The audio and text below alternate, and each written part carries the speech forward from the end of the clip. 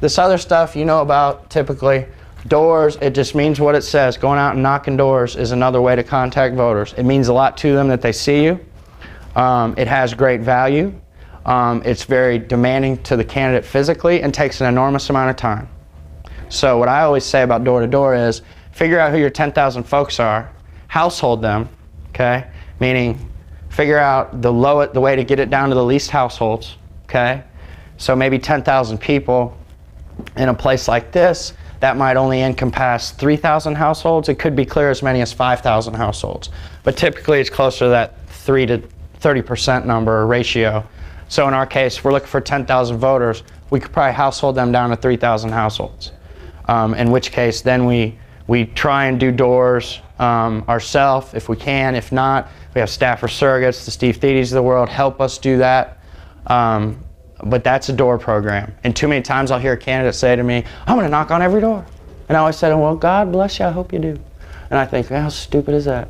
You know, no offense. But, you know, if you don't know what doors you're going to, and I've seen this before too. I see this in my neighborhood at home all the time. I live in a housing development, and I'll watch these, I'll be out mowing the yard or wash my car or something, and I'll see candidates go all the way to every house on the street. Well, common sense tells you that not people now just do the cell phone thing and don't even answer their home phone, but to the extent that you can get people who are peers of your targets to do phone-to-phone work, it's very effective. To the extent that you're calling people who are strangers, it's not so effective. However, phones and doors kind of go together, and you can do 10 phones in the time you can do 3 doors. So again, those are sort of old-fashioned, traditional grassroots techniques that are still effective, but you need to be careful and have a good target when you're doing that stuff, okay? Next, be events and house parties. Another famous candidate line, I'm going to go to the mall or the grocery or Walmart, meet all the voters. Well, back to our example. If you go to Walmart and you meet 100 people, okay, 30 of them aren't voting, 70 of them are registered to vote. Of that 70, 40 are going to vote, okay? Of that 40, 15 are against you, 15 are for you, whether you see them or not, right? Because that's our percentages. So now we're down to 10. 10 people out of 100 that you met at Walmart over 8 hours of a Saturday, sweating to death or freezing to death. That'd be the case up here. You talk to 10 people that might swing your election.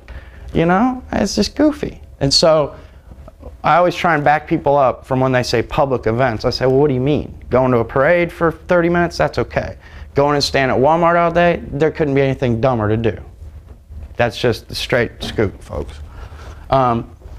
One good thing to do though is house parties, okay? You're going through your 10,000 targets, you're doing doors, you're doing phones, you're maybe emailing them, et cetera, et cetera. One thing you want to do is ask folks, we have a house party? And they say, well, sure, what does that mean? You say, I just want to come by and see if you'll invite a few other voters in your neighborhood, just so I can come by and say hello. It's not a fundraiser, it's not a party, they don't need to bring food. It's just a nice little way for you to get to know voters, okay?